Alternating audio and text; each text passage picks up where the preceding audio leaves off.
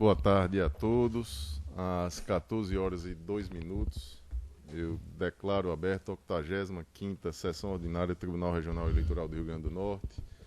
Hoje, 11 de novembro do ano de 2019.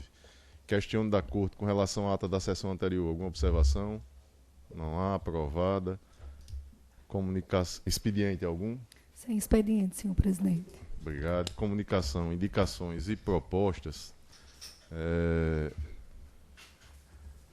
Nós temos aqui hoje na plateia a equipe de servidores, terceirizados, colaboradores que estiveram conosco na realização do 77º Colégio de Presidentes dos Tribunais Regionais Eleitorais, que aconteceu aqui na nossa capital nos dias 7 e 8 de novembro. Um evento marcado pelo sucesso, pela riqueza da pauta, pela inovação na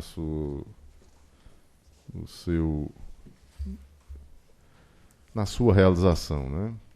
Aquilo que pudemos inovar foi pensado, planejado e realizado. E a mim só chegou elogios.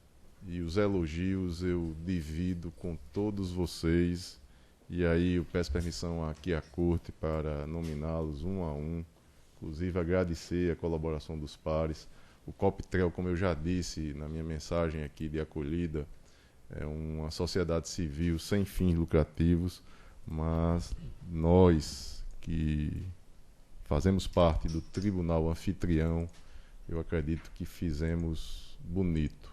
A nossa acolhida foi a melhor possível, o local de realização idem, a alegria de vocês contagiante, todos chegavam até a minha pessoa somente para fazer elogios, que tinham tido uma informação adequada, que o motorista que foi recebê-lo foi magnífico, a pessoa que o recebeu no hotel também, então somente elogios. Então eu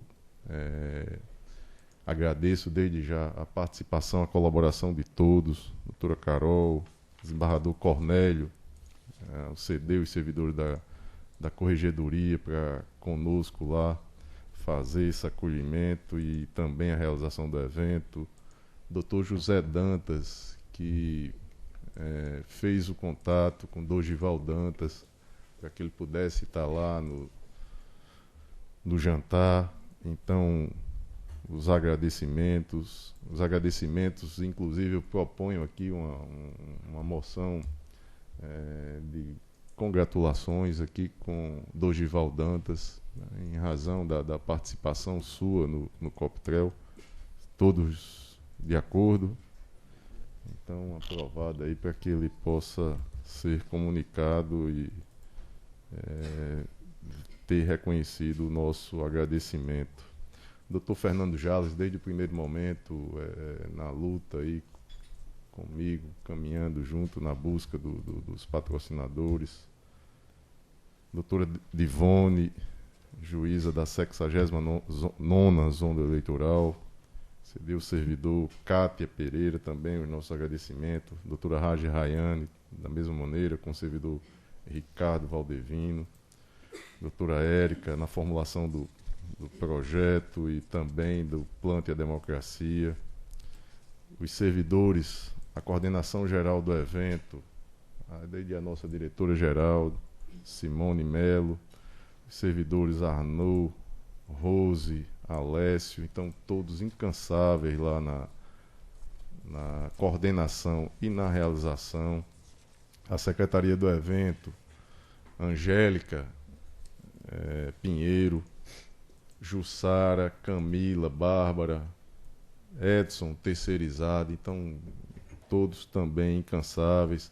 A recepção com participantes lá no aeroporto, a coordenação de Alessio lá com os tocadores de viola, fazendo a recepção dos presidentes. Isso chegou a desembargadora Carmelita, que é a presidente do TRE-DF, a desembargador, aquela acolhida, aqueles versos que foram feitos e de uma maneira tão pessoal, aquilo ali me encantou e somente aquilo já teria valido a pena estar aqui com vocês em Natal. Então, parabéns Alessio, parabéns Félix, Solon, André, José Ailton, que tiveram nessa acolhida lá no aeroporto, o Núcleo de Segurança, Fonseca, Epitácio, Edson, João Maria. Então, na segurança não tivemos, graças a Deus, nenhuma falha, nenhuma ocorrência que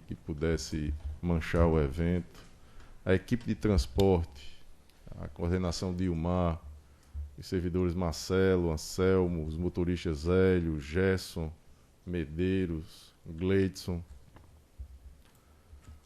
Batista, Moacir, Sebastião, Biratã, Paulo, Francisco, todos vocês, meus parabéns.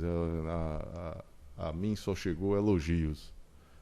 A equipe responsável o apoio lá na elaboração da carta e da ata, Leandro e Carla.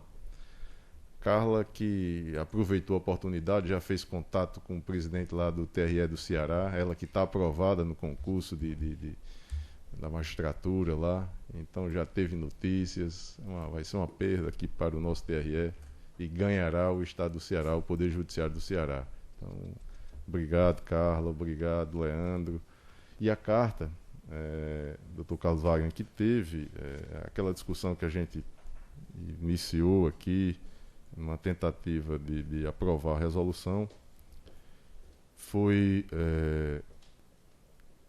deliberado e aprovado à unanimidade um encaminhamento ao TSE no sentido de que a regulamentação pelo TSE da utilização de aplicativos de mensagens instantânea para viabilizar a intimação de atos processuais tanto em anos eleitorais quanto em anos não eleitorais, que ela seja aquilo que está sendo pensado pelo ministro Barroso, foi noticiado aqui pela servidora Lígia Limeira, que seja extensiva ao período não eleitoral. Então o colégio deliberou nesse sentido, à unanimidade, e aí vamos ficar na expectativa, e todos se comprometeram de fazer um esforço de apoiamento nesse sentido.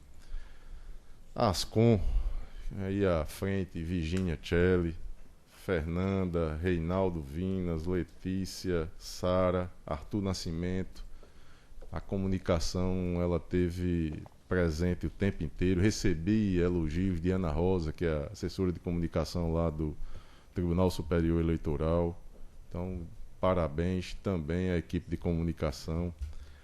A equipe de apoio, Davi, Ivete, Major Wallace, Francineide, Severino, motorista incansável lá no apoiamento também, Fernanda, Maxwell, Gabriela Dantas, Sayonara, Amanda.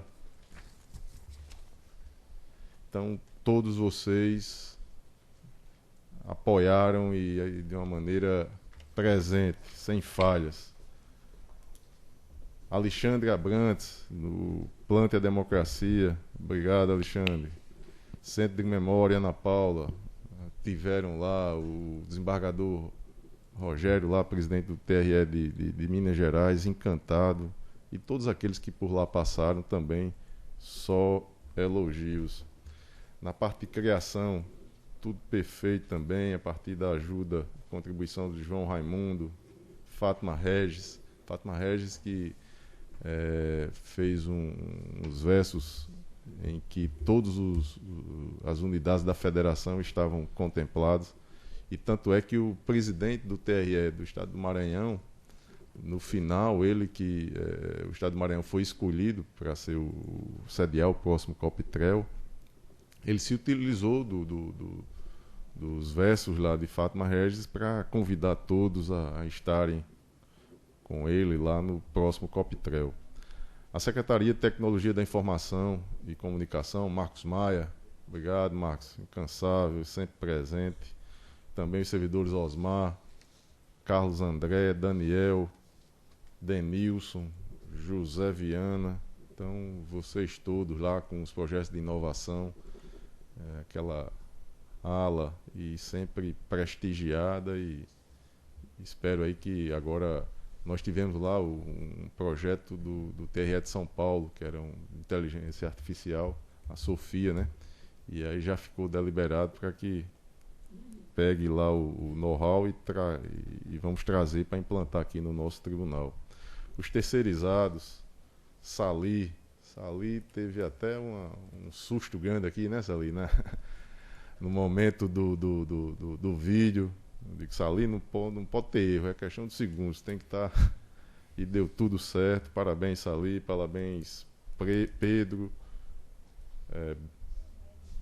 Edvin, Bruno, Denis Fernandes, Henrique José, Jailton Ferreira, Ricardo, Davidson Capistrano. Eu não sei qual aqui desses aqui é MacGyver. Qual é desses aqui? Ah, sim. MacGyver também, incansável. Aqui os residentes de TI, Felipe Viana, Giliardi Rodrigues, Arthur Portela, Tiago de Oliveira, Ítalo, Matheus Oliveira, Carlos Henrique, Carlos Freitas, os estagiários, Gésio de Moura, Victor Wagner, Saulo Eugênio, Ayrton, Gilane Barbosa, a Secretaria de Administração e Orçamento também sempre presente, tendo a nossa secretária Andréa Campos à frente, Zeneide, Lígia Manissoba, Vladimir, Carla, Adriana, Ronald, Haroldo, Arthur, Roberto, Arnaldo e também os terceirizados da SAOF. E aqui Wagner, que é o MacGyver. Obrigado, MacGyver, sempre pronto para ajudar a turma, os garçons. MacGyver faz de tudo, né? Os garçons Tiago, Francisca, Lúcio, Juliérico, Odélio Rodrigues, os ASGs, Bertoldo, Núbia, Rosângela, Paulo, Rosiane, Max, Francisco, Suzana, Valéria, Alessandro, Helenice, Patrícia, Leandro, os carregadores Vicente, Igor, Washington, Rodrigo, Edilson, Vanderlei, Leandro, José Maria, Luciano, Ronieri, a manutenção Renan, Jimmy Clayton, Bianô, Berg, Mário, Miguel, Francisco, Secretaria de Gestão de Pessoas, Maria Tereza, à frente, também uma ajuda indispensável. E a equipe médica, doutora Jesuína, Adriana, doutor Flávio Seabra, dentista, Carlos Augusto.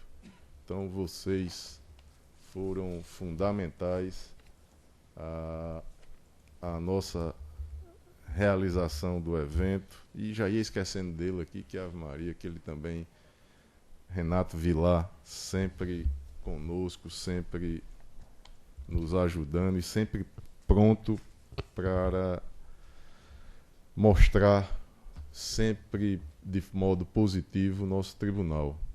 Então, a todos vocês, meu muito obrigado.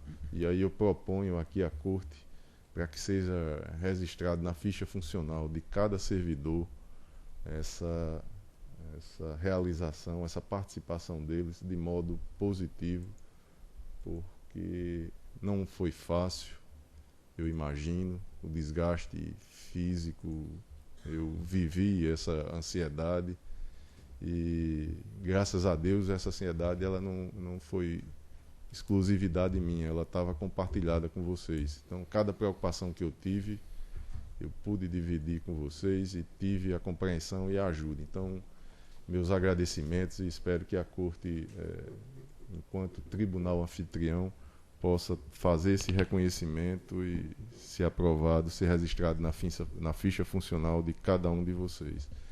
Todos de acordo? De acordo. Então, aprovado da direção-geral para que providencie.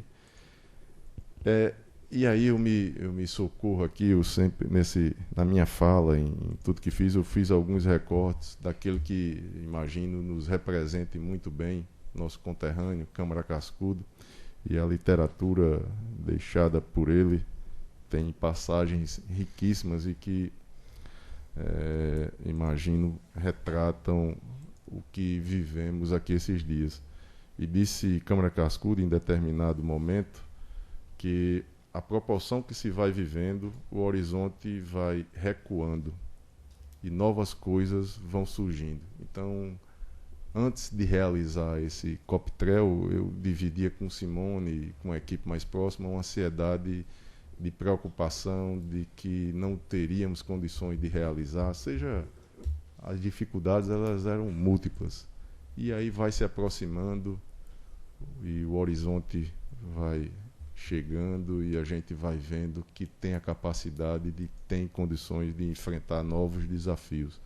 Então, novas coisas vão surgir certamente para o nosso tribunal. Tribunal que tem agora, na visão daqueles que aqui estiveram, que tem uma sede magnífica e que tem servidores extremamente qualificados e em condições de participar, de realizar grandes desafios.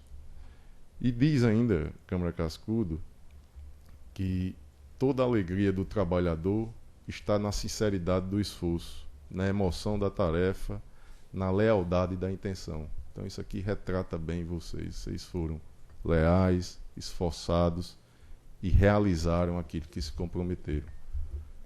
E diz ele ainda que a recompensa do trabalho é a alegria de realizado.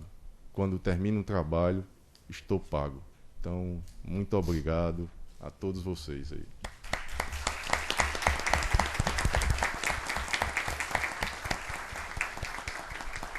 Desembargador Cornélio Alves, comunicação, indicações e propostas. Só parabenizar a Vossa Excelência pelo excelente trabalho que realizou, organizar este evento. Na realidade, a gente que participa desses acontecimentos, desses eventos de esporte, a gente sabe que o daqui foi diferenciado, né?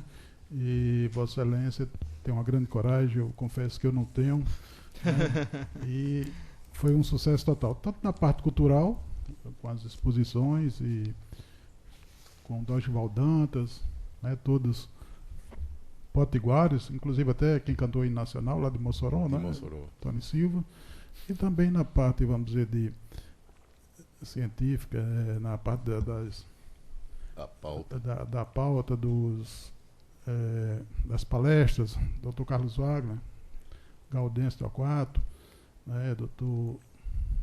Marcelo Ribeiro Dantas e o Jardim Farias, que não é Rio Grandense, mas não é Potiguar, mas se considera como tal.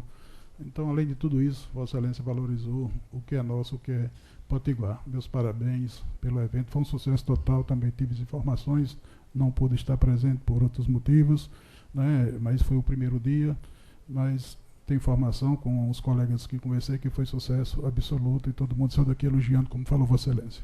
Obrigado, desembargador Cornélio. Dr. Carlos Wagner. Senhor presidente, da mesma forma eu gostaria de parabenizá-lo não apenas por ter sido um excelente timoneiro na organização, na coordenação, na presidência desse evento, que realmente se notabilizou como um dos melhores, talvez, do país, que já tenham sido realizados de colégio de presidentes de tribunais regionais eleitorais. Eu gostaria mais ainda, eu gostaria de congratulá-lo, senhor presidente, por esse gesto nobre de Vossa Excelência e essa elogiável e elevada iniciativa de agradecer nominalmente e publicamente cada um dos servidores, colaboradores e terceirizados que, veja que a quantidade de pessoas que estiveram direto ou indiretamente participando da organização, planejamento, organização e execução desse evento demonstra como é difícil fazer um evento de tamanho porte e com tamanho sucesso. De fato, é algo que merece todos os elogios meus, a minha admiração profunda, Vossa Excelência, por estar fazendo um reconhecimento público de tudo isso. Talvez até naquela máxima de quando se deve criticar, faça em segredo, mas quando se quiser elogiar alguém, faça em público.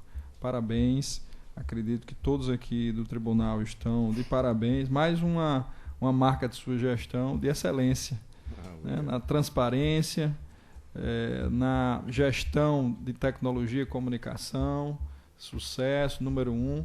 Eu também digo que esse evento deve ter marcado os demais presidentes como número 1 também. Acredito que foi um evento assim impecável na sua organização, tudo foi feito com muito primor e teve realmente momentos inesquecíveis. Eu quero ver qual é o próximo evento que eles vão levar um grande cantor, uma grande personalidade da música, e que tenha também um evento que contemple a sua admiração pela arte, porque o quadro que foi pintado aqui por ocasião da abertura ficou belíssimo. Eu estava comentando com o Ricardo Tinoco a beleza que foi aquele quadro e a facilidade. Eu queria ter aquela facilidade de pintar como aquele artista moçoroense, né? Então tudo foi de maneira impecável e merece todos o nosso reconhecimento, nossos elogios. E estamos aqui para contribuir, senhor presidente, para novos eventos. A equipe vai descansar, né? Que um evento daquele, novamente, talvez em outro momento. Parabéns, a Vossa Excelência e toda a equipe. Obrigado, doutor Carlos Wagner. E sempre que a gente relaciona, corre o risco de esquecer, né? Então o doutor Carlos Wagner já me faz recordar e já me faz verificar uma falha, que é dos agradecimentos ao artista plástico Careca e àqueles que estiveram, embora já tenha sido agradecido, mas sempre agradecer nunca é demais, ao Demétrios e também ao Cristiano, que organizou a mostra de 3 outros potiguares aqui na esplanada. Então, se todos estiverem de acordo, uma moção de agradecimento de Tony Silva, também a cantora do hino nacional. Todos de acordo? Então, aprovado, e o Ministério Público se associa também. Então, doutor Geraldo Mota. Senhor presidente, agradecer ou parabenizá-lo pelo evento, que foi realmente muito importante, conforme que já foi citado. E eu tive a oportunidade de acompanhar o presidente do Tribunal de Justiça do Rio Grande do Norte no evento que ocorreu em Porto Velho.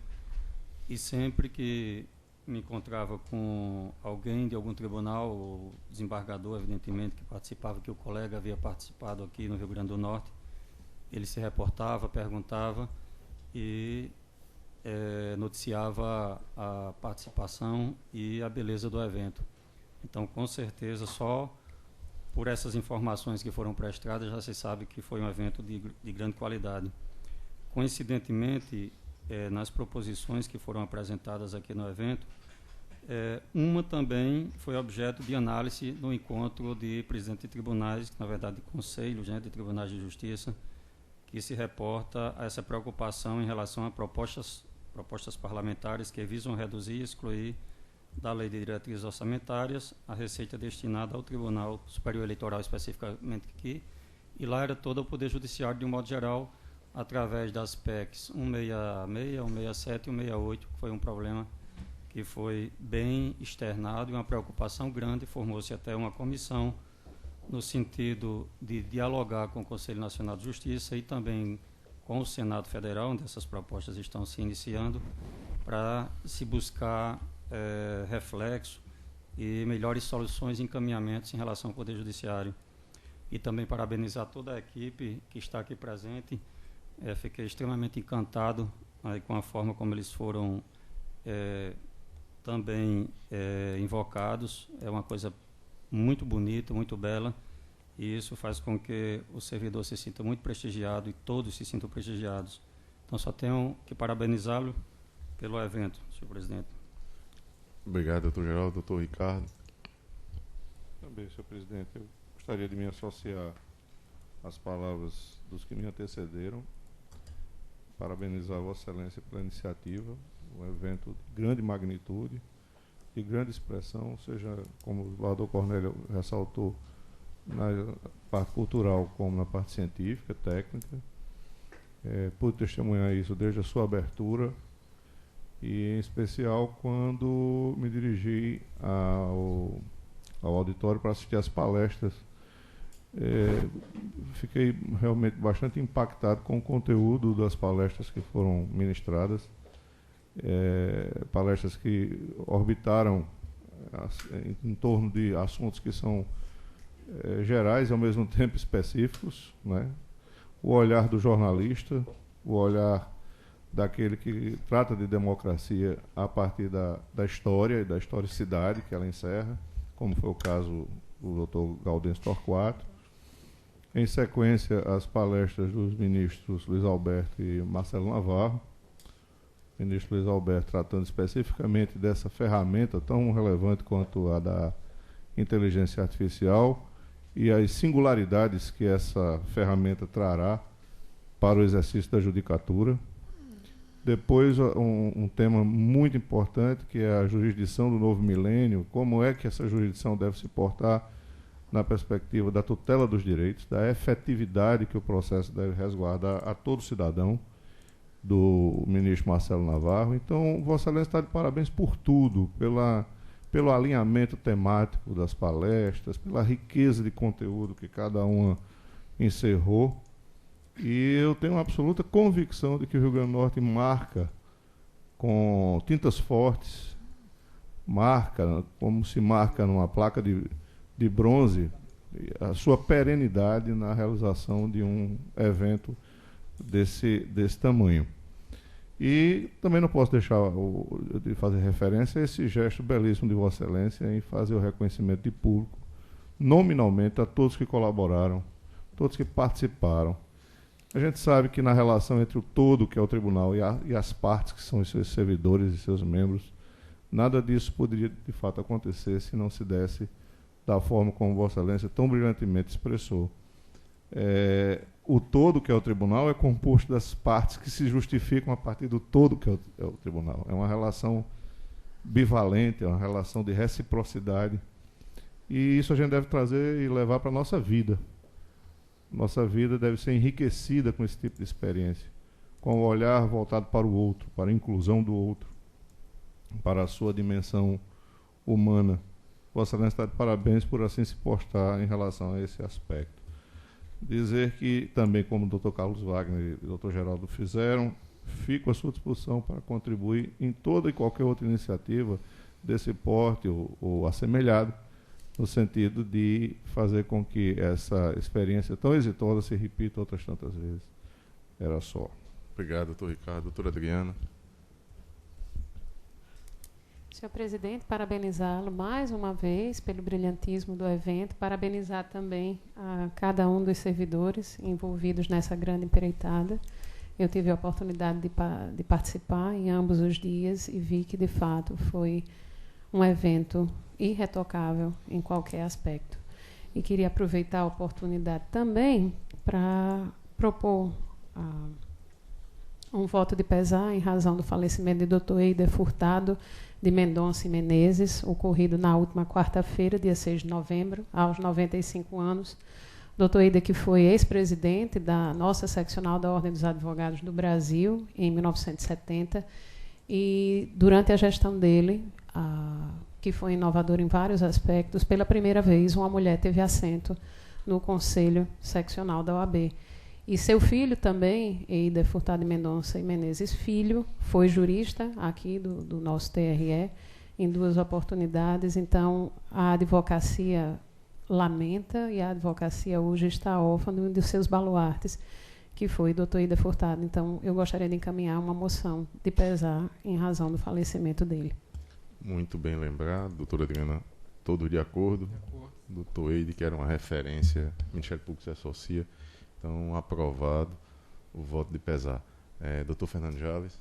Senhor presidente, também me associar aos votos que já foram proferidos aqui, de congratulações. Realmente, o evento pode ser ilustrado com uma palavra: primoroso.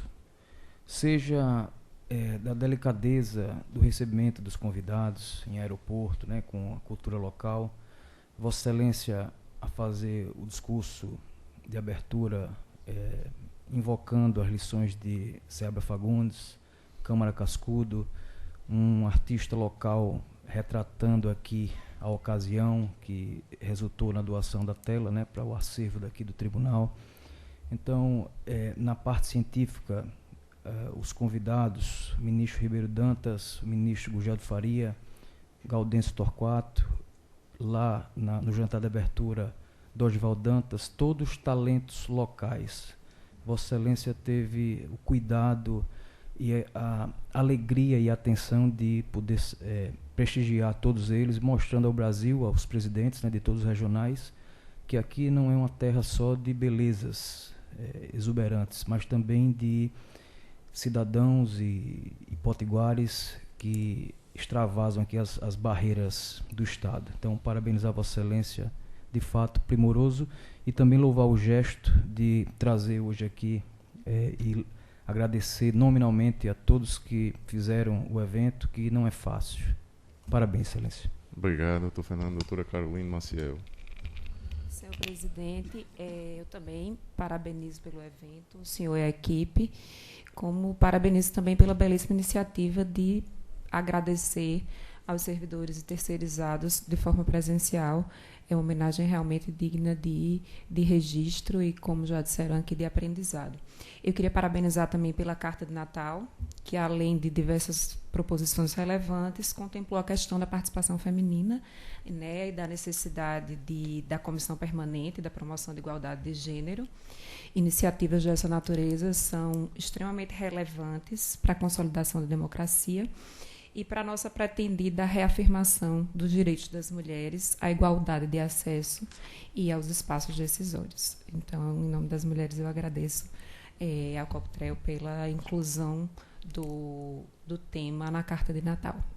E uma sugestão nossa, essa questão da participação das mulheres, ela já havia estado presente em outras cartas, mas aqui a gente está ratificando e defendendo essa necessidade de participação, de educação, de esclarecimento com campanhas dessa necessidade das mulheres estarem presentes na política e de ocuparem um espaço que é seu, né? Então tem igualdade de condições de concorrer aí e que tem verba pública, inclusive, destinada a essa participação. Então, senhor presidente, obrigado. Se Vossa Excelência me permite, Pois rapidamente. Pois não. Vossa Excelência proclamou aqui que deixa uma menção elogiosa nos assentamentos funcionais dos servidores. Eu não sei se nesta moção ou nessa menção estaria incluído também os colaboradores e terceirizados. Se não estiver, a minha sugestão seria também todos os que participaram, que estão aqui, todos os que estariam incluídos. Todos que forem relacionados estão incluídos nessa moção que foi aqui aprovada e que certamente serão elas encaminhadas. Obrigado, doutor Carlos. Parabéns a todos vocês mais uma vez. Obrigado aqui pela presença e que venham novos desafios agora. Esgotada essa etapa, vamos a... Agora vamos aguardar o dos corregedores.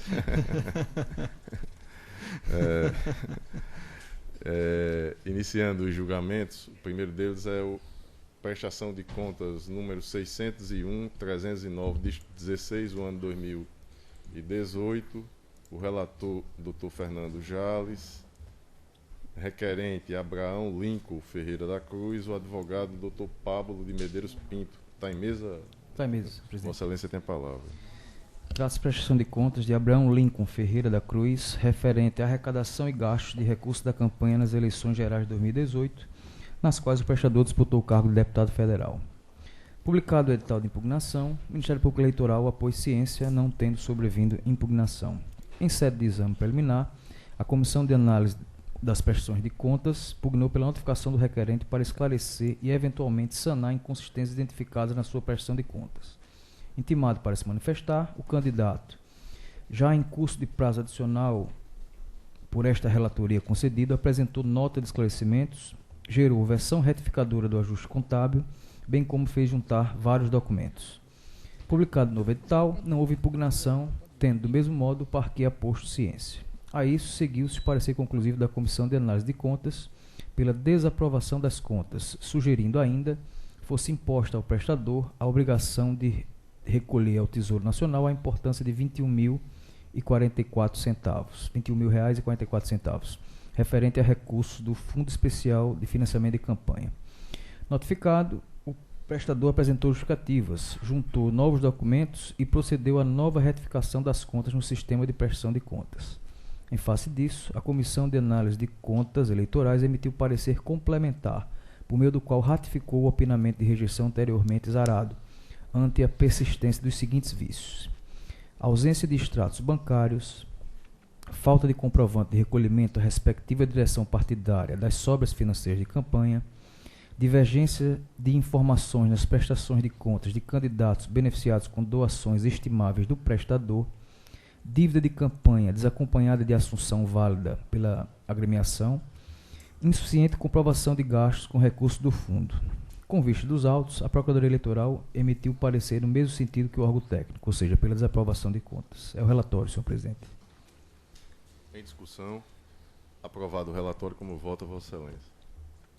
Na espécie, a Comissão de Análise de Contas Eleitorais ofereceu parecer técnico conclusivo pela desaprovação, ante a presença das inconsistências acima relatadas. Eu farei aqui análise, senhor presidente, de uma a uma. Em relação à ausência de extratos bancários, é sabido que os extratos bancários das contas abertas e não prestador, contemplando todo o período de campanha, devem compor o balanço contábil da candidatura, como documentos obrigatórios nos termos do artigo 56 da resolução. Na espécie, assinalou a Comissão de Contas Eleitorais que, abro aspas, nada obstante, a ausência do extrato bancário físico não prejudicou a análise da prestação de contas em virtude da possibilidade de consulta dos extratos bancários disponibilizados eletronicamente no sistema. Fecho aspas. Em razão disso, senhor presidente, em relação a essa falha individualmente, esta relatoria considera ela relativizada, devendo sua repercussão na regularidade das contas ser analisada no conjunto de todas elas. Em relação à falta de recolhimento à respectiva direção partidária das sobras financeiras de campanha, eu tenho a dizer: na hipótese, a comissão assentou que, mesmo após a última manifestação do prestador, este não apresentou nenhum documento comprobatório de tal obrigação, na importância de R$ 69,70. É bem de ver, no entanto, que, ainda antes da emissão do parecer conclusivo, que foi em 11 de julho de 2019, o prestador procedeu à retificação de suas contas, no âmbito das quais constam informações bancárias e documentos dando conta do saneamento da falha. De sorte que, sob esse enfoque, não há comprometimento da regularidade das contas. Já em relação à divergência de informações nas prestações de contas de candidatos beneficiados com doações estimáveis do prestador, eu digo que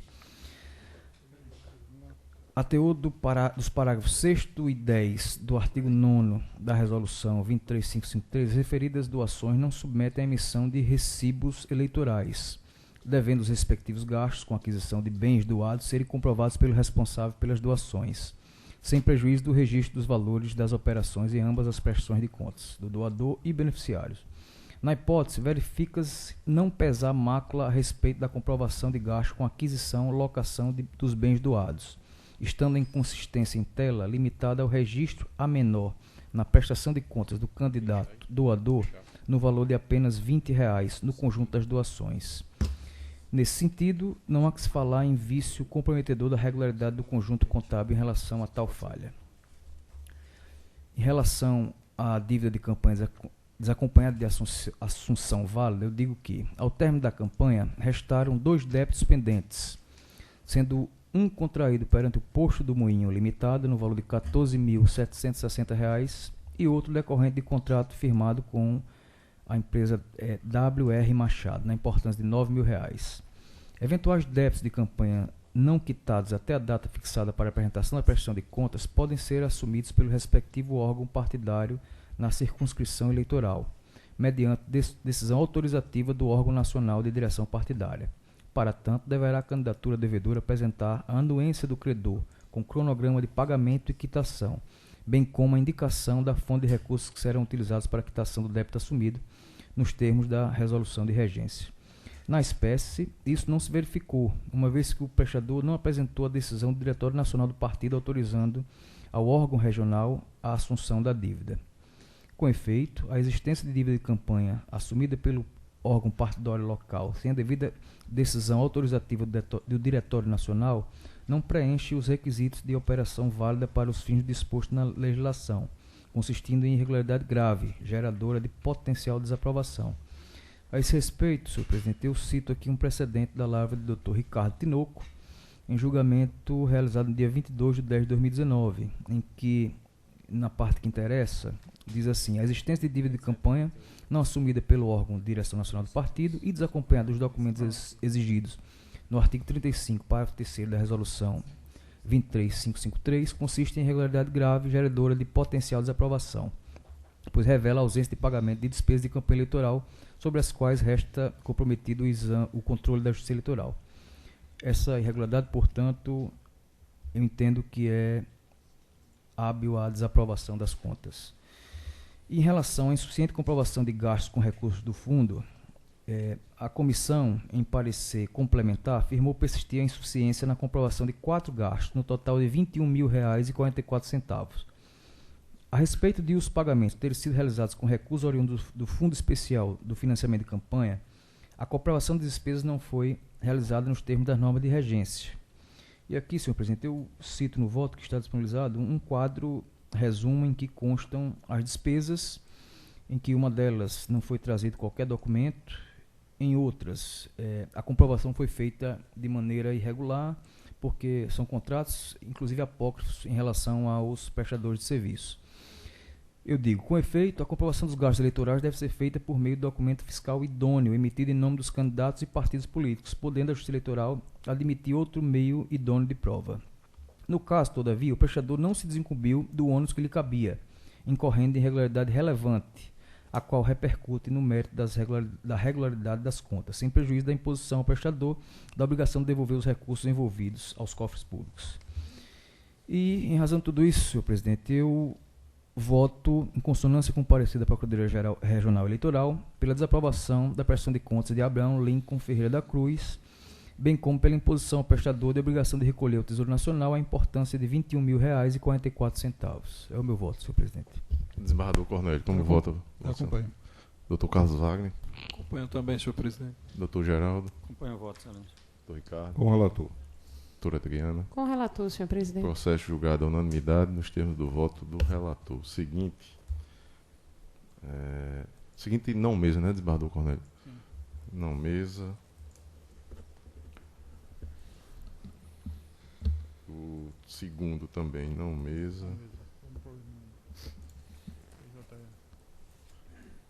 Terceiro, prestação de contas número 601.334, dígito 29, ano 2018. Relatoria Dr. Carlos Wagner. Requerente José Geraldo Bezerra Galvão Júnior. Advogado Dr. Thomas Antônio Vasconcelos de Araújo. Está em mesa, Dr. Carlos Wagner? Está em mesa, senhor Vossa presidente. Excelência tem a palavra. Obrigado. Trata-se de prestação de contas apresentada por José Geraldo Bezerra Galvão Júnior, candidato não eleito ao cargo de deputado estadual, referente às eleições de 2018. Intimado o candidato a se manifestar sobre o prazo concedido pela Comissão de Análise de Contas Eleitorais para explicar falhas apontadas. O candidato deixou transcorrer em habeas o prazo. A Comissão de Análise de Contas Eleitorais, em parecer concluído, opinou pela desaprovação das contas, considerando a existência das seguintes irregularidades: a ausência de registro de notas fiscais no sistema de prestação de contas eleitorais, a omissão das seguintes receitas e despesas: serviço de impulsionamento de conteúdo, objeto de nota fiscal, contratada junto ao Facebook, serviço online do Brasil LTDA no valor de R$ 52,00.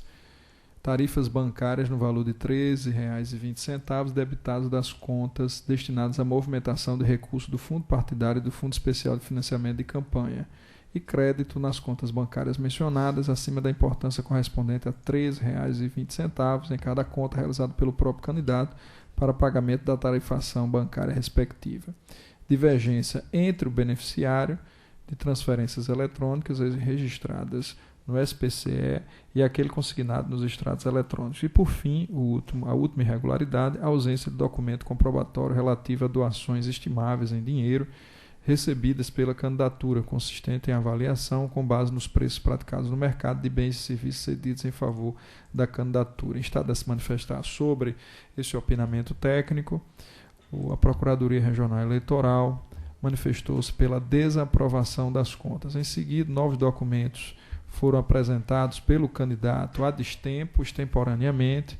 A Procuradoria Regional Eleitoral requereu preliminarmente não conhecimento ante a ocorrência da preclusão e, no mérito, ratificou o parecer anteriormente lançado no sentido da desaprovação das contas. Encaminhados os autos novamente à unidade técnica, a Comissão de Análise de Contas Eleitorais concluiu pela ratificação de todas as irregularidades antes apontadas. Daí, portanto, entendi, senhor presidente, que não haveria necessidade de retornar mais uma vez à Procuradoria Regional Eleitoral para novo opinamento, que com certeza iria caminhar na mesma trilha já manifestada anteriormente. É o breve relatório, senhor presidente. Em discussão, aprovado o relatório. Como vota, Vossa Excelência? Senhor presidente, foram apontadas, como apontei no relatório, 4 falhas.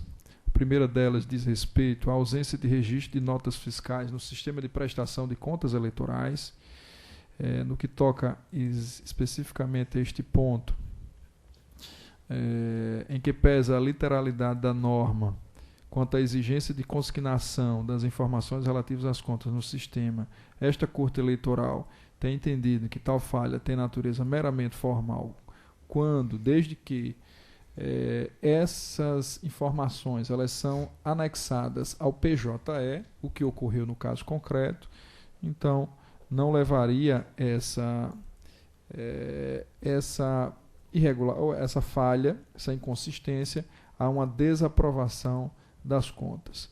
No que toca ao segundo ponto de falha indicado pela Comissão de Análise de Contas Eleitorais, consistente na omissão de receitas e despesas, de fato, houve uma omissão de receitas e despesas na prestação de contas, porém que representa o comprometimento apenas de 1,15% das despesas executadas e 0,38% das receitas auferidas em favor da candidatura, que, por um entendimento desta Corte Regional Eleitoral, não levaria a um juízo de desaprovação das contas por se encontrar no percentual abaixo de 10%, mas que, se levado em consideração outras inconsistências, poderá ultrapassar esse percentual e levar a uma desaprovação das contas. O terceiro tópico apresentado pela Comissão de Análise de Contas Eleitorais refere-se à divergência entre o beneficiário de transferências eletrônicas registradas no SPE e nos extratos eletrônicos. De fato, houve tal vício.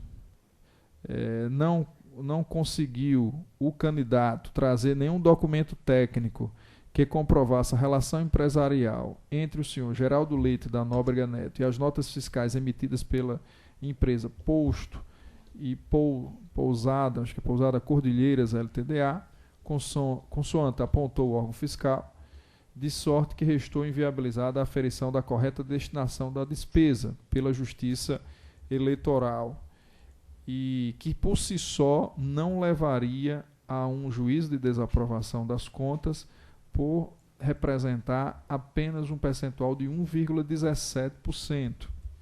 No entanto, se esta irregularidade for somada às demais e o percentual for acima de 10%, estaria afastada a aplicação dos princípios da razoabilidade e da proporcionalidade, o que de fato pode ser reconhecido no trato da última irregularidade apontada pela comissão técnica quanto à ausência de documentos comprobatórios relativos a doações estimáveis em dinheiro recebidas pela candidatura. Neste caso, a ausência de documentos comprobatórios das doações de bens e serviços estimáveis em dinheiro na forma detalhada pela Resolução 23.553 de 2017 do TSE, constitui inegavelmente irregularidade grave a prejudicar a transparência contábil e a auditoria das contas pela Justiça Eleitoral.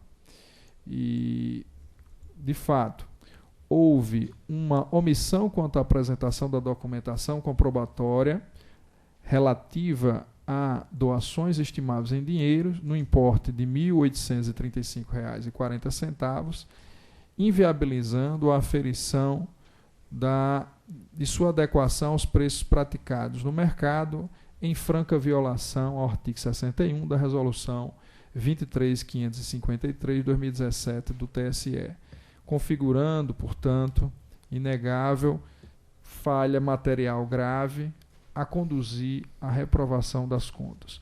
Como no somatório geral, de fato, o percentual de falhas e irregularidades alcançou o patamar de 29,39%, inviável a aplicação dos princípios da razoabilidade e da proporcionalidade para a aprovação das contas com ressalvas.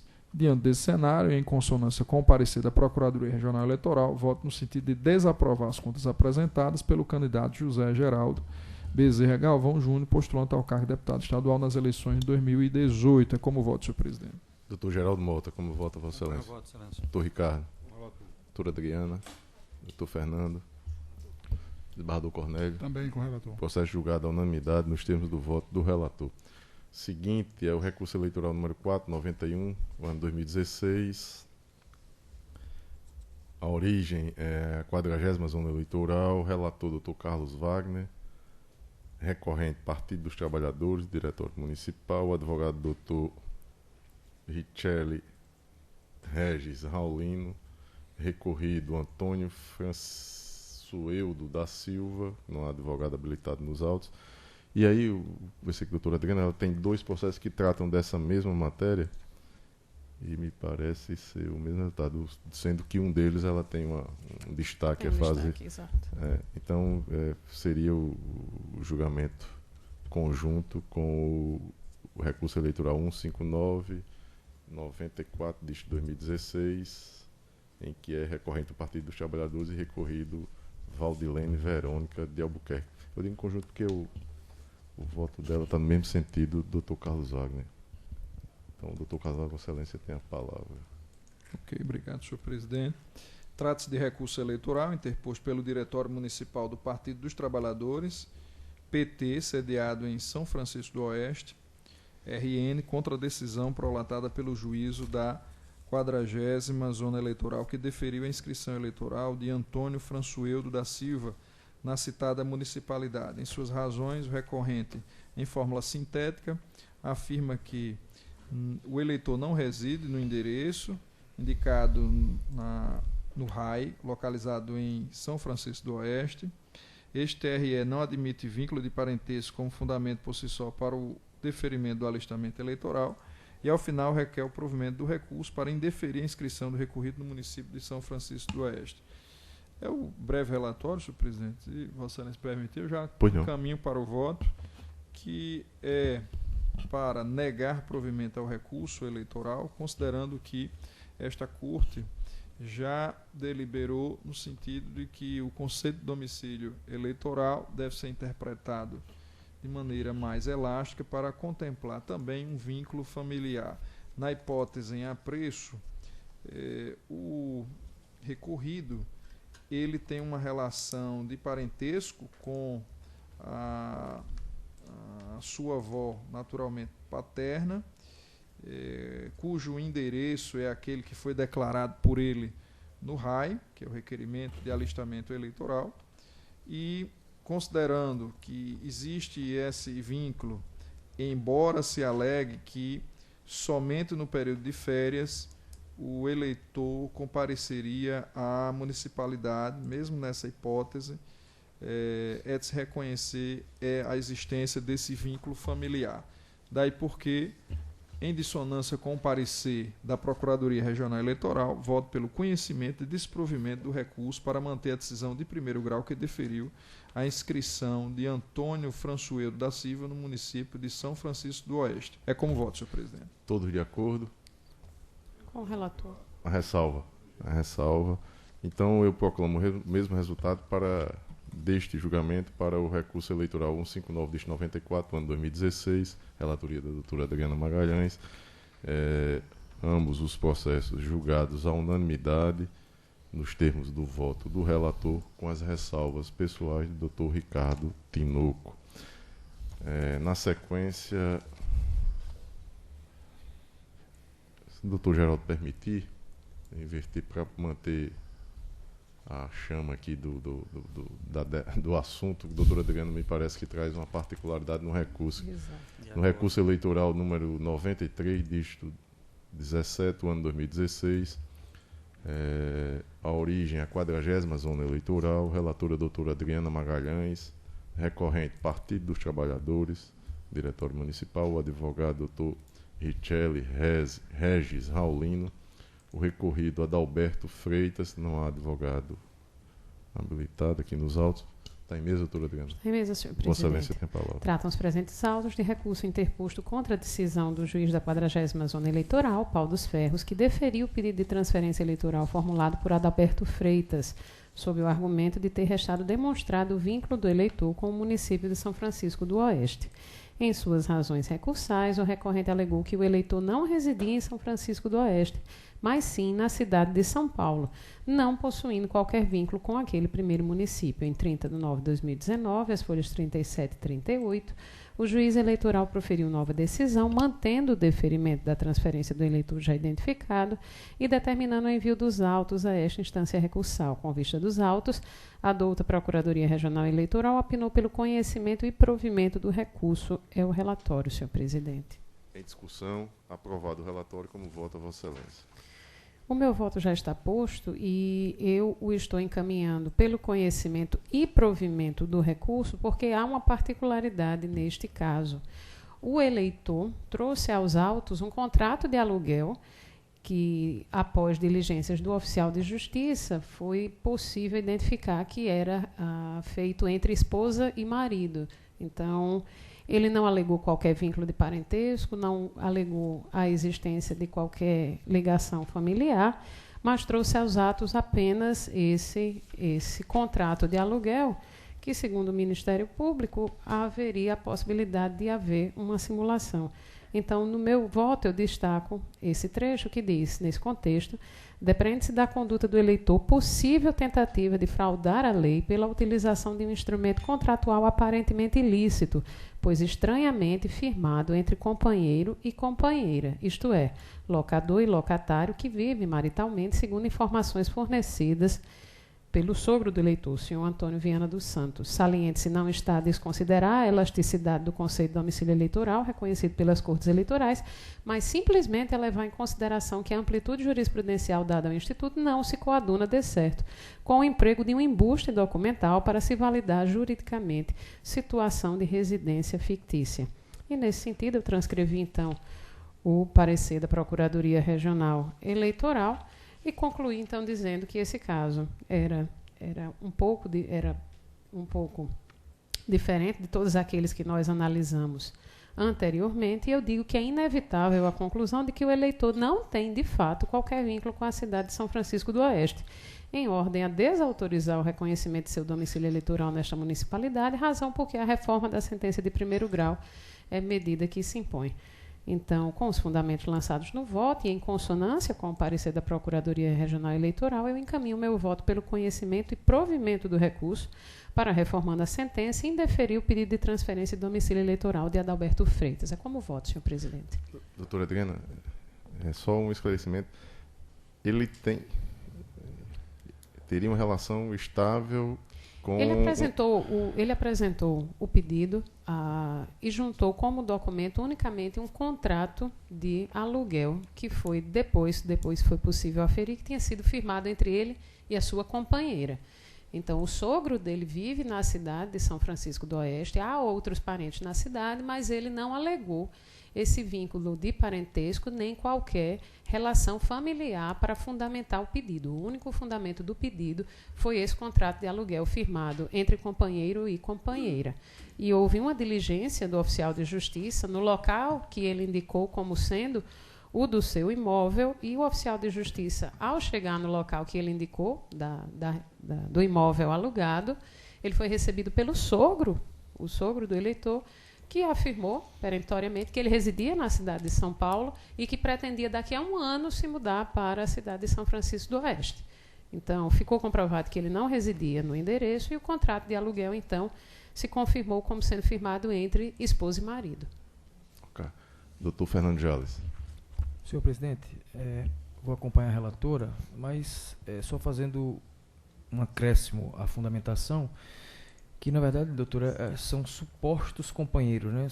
Eles supostamente convivem maritalmente em virtude de ele ter alegado como vínculo com o município apenas o contrato de locação e não ter declarado mas a união estável. O sogro dele foi ouvido em juízo, então o senhor Antônio Viana dos Santos, pai de Francisca Marcelina, afirmou que ele vive maritalmente com sua filha em São Paulo há cerca de 4 anos. Ele foi ouvido, então, em juízo, né, o sogro dele. E afirma que esse senhor, o eleitor, vive maritalmente com sua filha na cidade de São Paulo há 4 anos.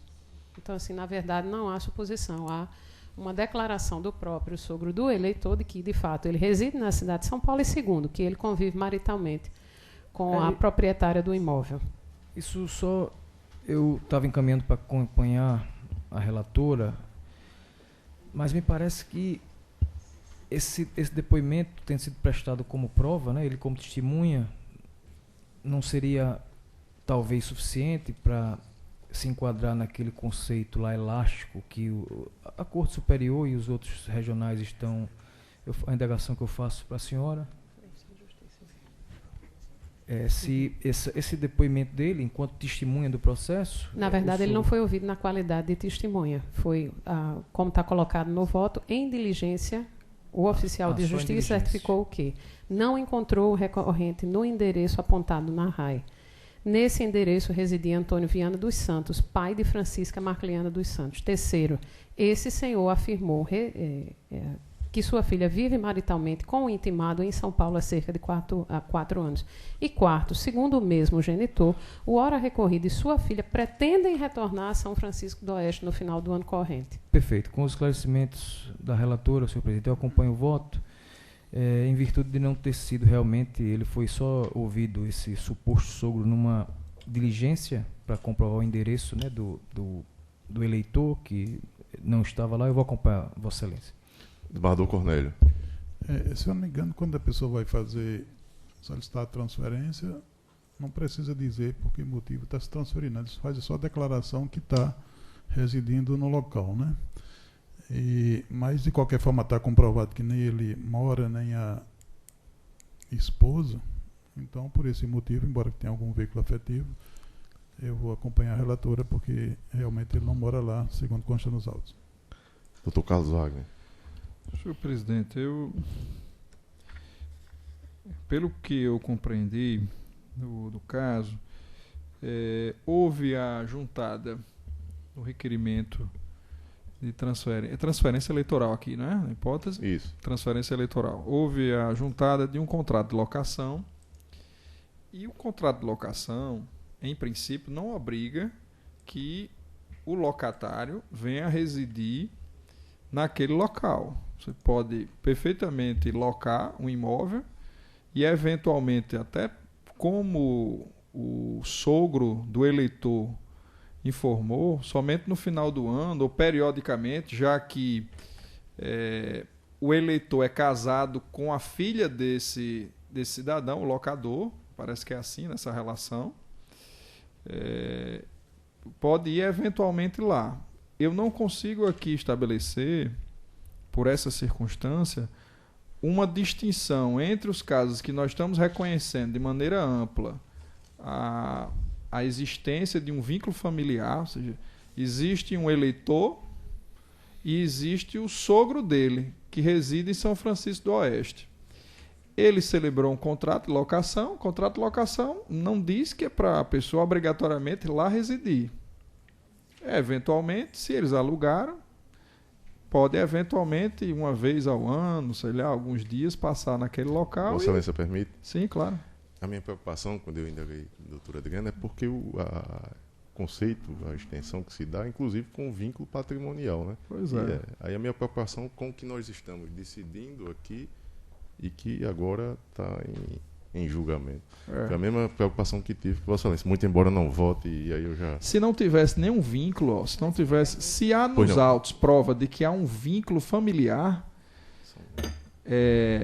acredito que deve ser reconhecido. Se não tivesse nenhum vínculo, zero, por exemplo, se essa relação fosse fraudulenta entre o eleitor e o seu sogro, não existisse, na verdade, não fosse o sogro, não fosse integrante da família, não tivesse absolutamente nenhum liame nesse sentido, aí eu acredito que seria o caso de acompanhar a eminente relatora. Mas existe um vínculo?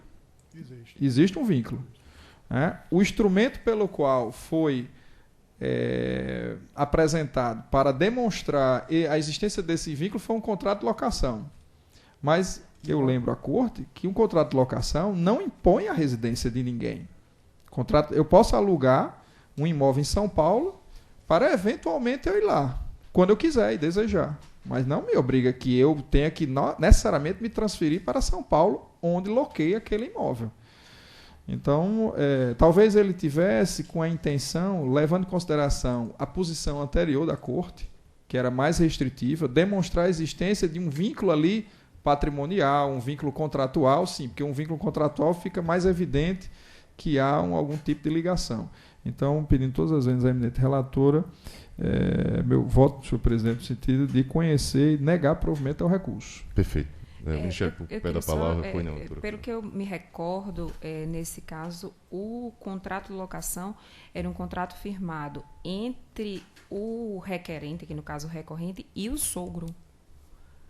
Não era um contrato, assim, um contrato era firmado justamente ou com o sogro ou com a sogra, entendeu? Porque a relatora falou que era com a esposa. Que não é uma ilegalidade.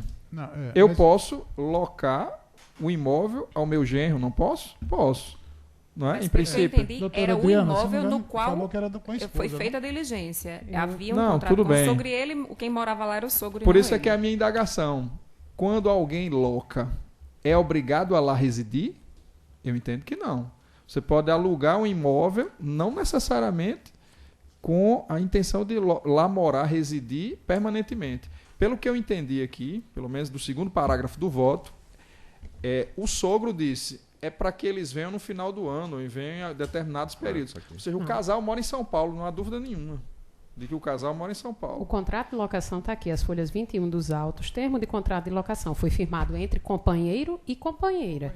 E a declaração que ele firmou inicial é de que ele residia na cidade e, para tal efeito, ele junta um contrato de aluguel firmado com a companheira. Então,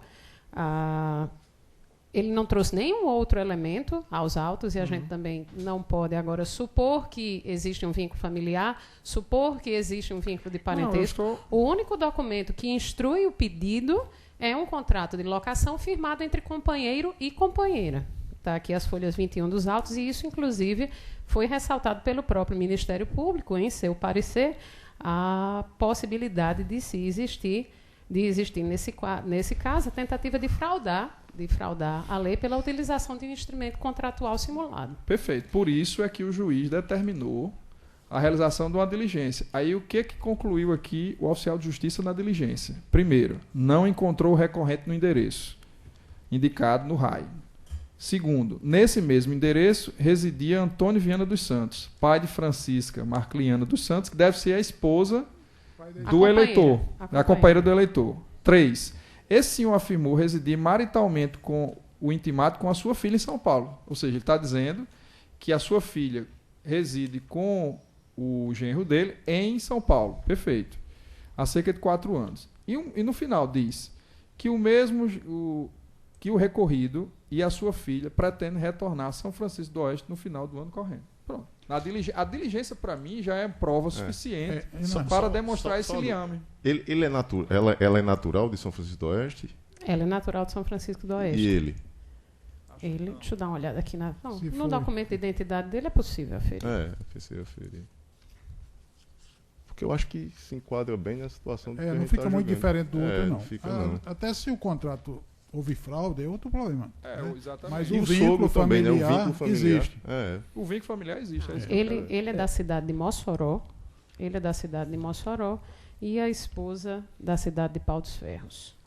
Senhor presidente, ao votar, acompanhar a relatora, que me chamou a atenção o fato de ele não ter ele declarado que era companheiro, que convivia maritalmente com ela, que aparentemente só isso já seria bastante, né, para atender. É evidente que naquela época era mais restrito o entendimento, né, do domicílio. Então, talvez também por isso ele não tenha feito essa declaração à época. E essa foi a razão de eu ter acompanhado, né, a relatora.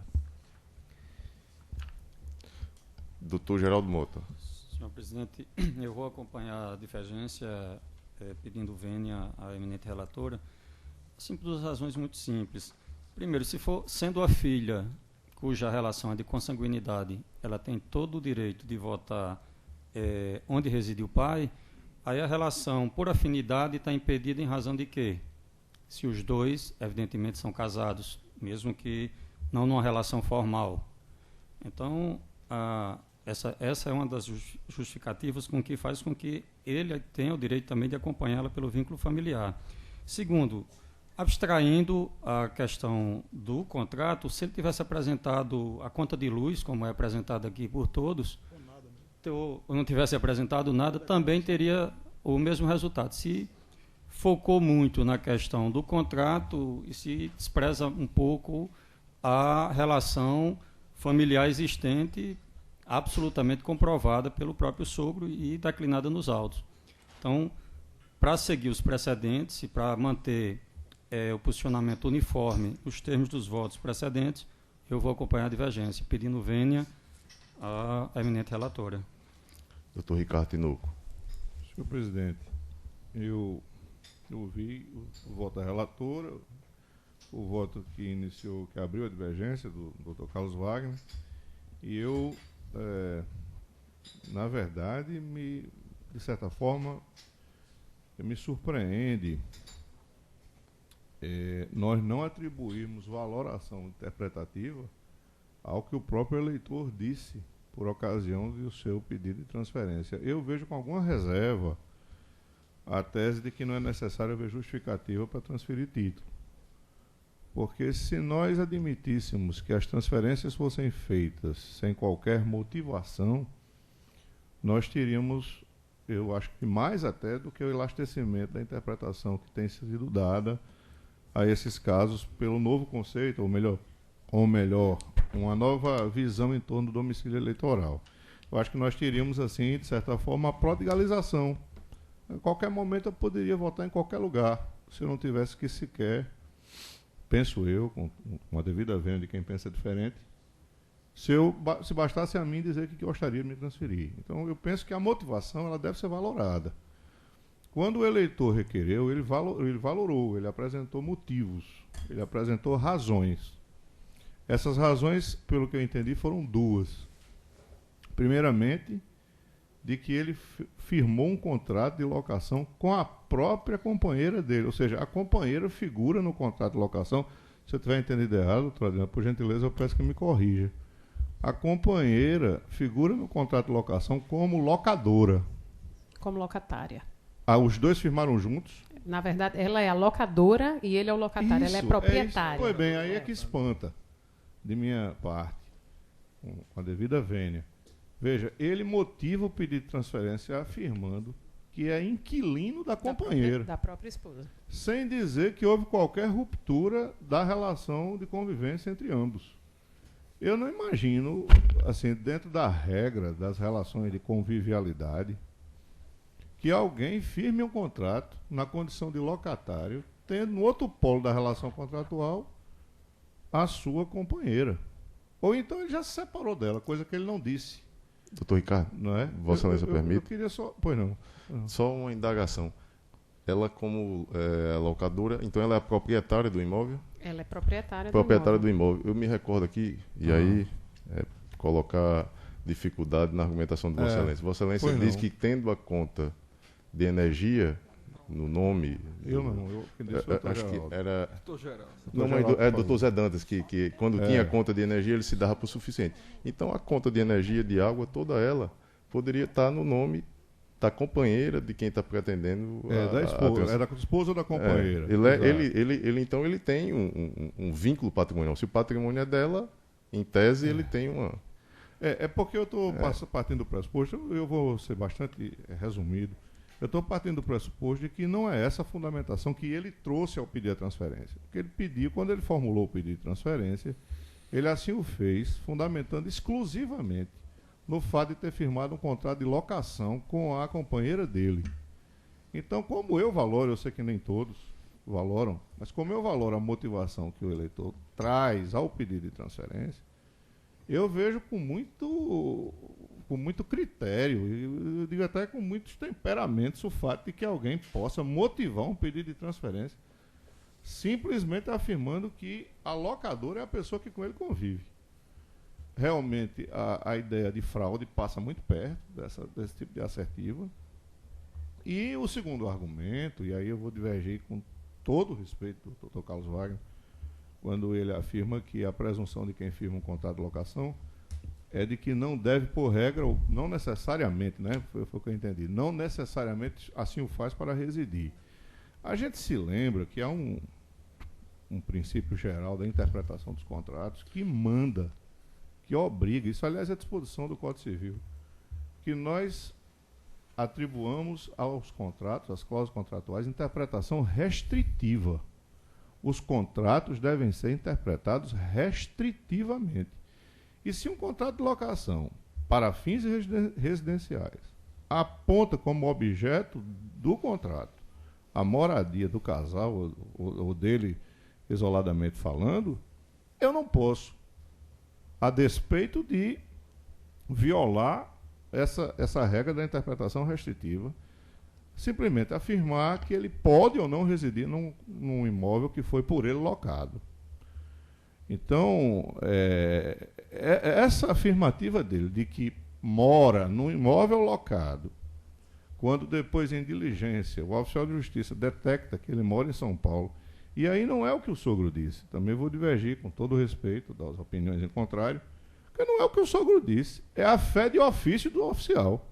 A gente não pode esquecer que o conteúdo probatório que serve a essa interpretação não é o depoimento do sogro, não, porque se o fosse, seria o depoimento em juízo. É o inteiro teor de uma certidão de um servidor público que assim procede com fé de ofício. A gente sabe que as presunções de veracidade advindas das afirmações dos oficiais gozam dessa compreensão em torno da verdade que elas encerram. Então, nesse caso, não vou nem sequer, pedindo vênia, como eu disse a todos, fazer a ressalva do meu entendimento. Eu vou, de fato, acompanhar a relatora e votar integralmente da forma como a relatora assim o concluiu, inclusive pelos fundamentos que foram esposados no voto. Como voto. Doutor Geraldo, desembargador Cornélio.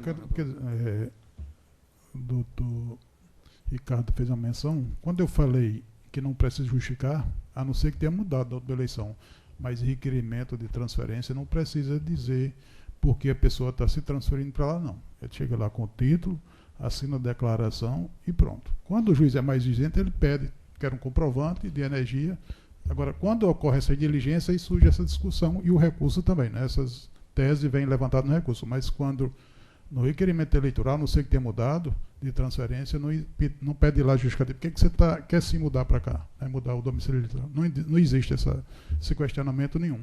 Desembargador Cornélio, Vossa Excelência permanece com o voto de negar provimento ou dar provimento ao permaneço. Embora que não está muito distante dos que estamos decididos, não. E aqui está abrindo a porteira total. Né? Eu acho até isso aí como... Está muito ligado ao anterior, mas permaneço devido a esse fato dele ter alegado que morava lá e na realidade não mora, né? Se ele fosse pelo menos lá do município, tudo bem, mas não é. Senhor presidente, eu também pedi a palavra. Fiquei muito pensativo aqui da possibilidade de reformular o voto, mas Vossa Excelência, até a proclamação tem total direito. Vou manter também, pela circunstância de ele não ter declarado essa união estável ao fazer o pedido de transferência. Mas o sogro, senhor presidente, ele disse em uma diligência em que o juízo foi lá para aferir o domicílio do eleitor, e o eleitor não foi encontrado. Então, talvez até se ele tivesse o sogro sido ouvido, né, submetido ao contraditório, de um depoimento com o compromisso de dizer a verdade, talvez eu pudesse dar uma valoração. Mas, doutor Fernando, esse fato aí não é controvertido, me parece, nos autos, não. Tanto é que na qualificação lá do contrato, eles se apresentam como... Não, se apresentam... Esse é outro fato também que me trouxe curiosidade, é que ele junta esse contrato firmado com a própria companheira, não traz aos autos o elemento nem a informação da existência dessa companheira ou da relação marital e assina-se naturalmente como solteiro. Ela como viúva e ele como solteiro. E ela mora em São Paulo com ele. Com ele. Então, senhor presidente, até pelos esclarecimentos da relatora, eu não tenho como dar essa valoração a essa diligência do suposto sogro, até porque nem foi declarado e não teve nenhuma prova, de fato, dessa possível suposta união estável. Em razão disso, eu mantenho. Perfeito. Então, proclamar o resultado. Eu gostaria só de acrescentar, senhor presidente, o seguinte: no pedido de transferência de domicílio, o que se discute é se o eleitor terá, o pretenso eleitor daquela localidade, terá ou não domicílio eleitoral. Então, assim, as questões pertinentes ao domicílio eleitoral são as questões que deverão ser de imediato analisadas. A Corte decidindo que uma filha que mora em São Paulo não pode votar em um município do interior do Rio Grande do Norte, vai... Familiar.